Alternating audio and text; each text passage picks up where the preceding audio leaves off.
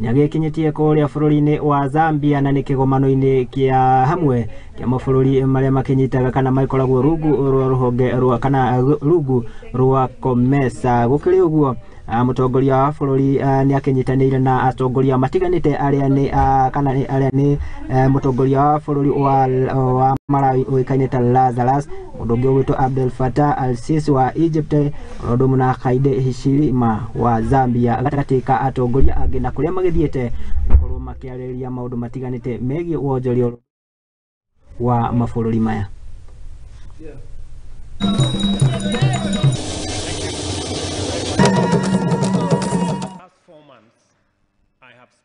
I have sent a special envoy to 15 countries, amongst them Egypt, from Egypt to South Africa, because we need to consolidate the market around East African Community, SADC, and COMESA.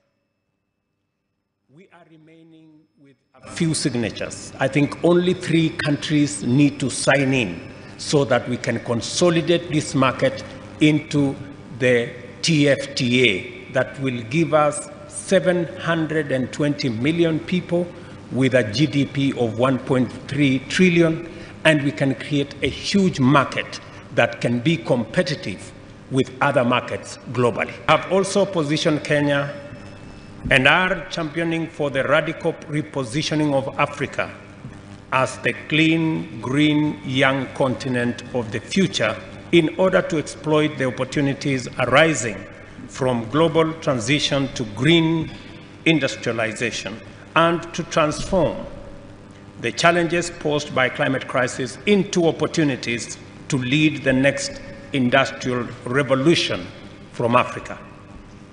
We need to stabilize our COMESA, obviously our continent and the world.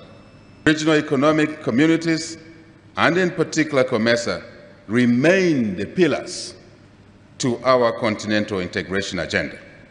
We need to leverage the economies of scale presented by the size of our region, just the sheer size of our region. His Excellency Mr. William Samoei Ruto, President of the Republic of Kenya.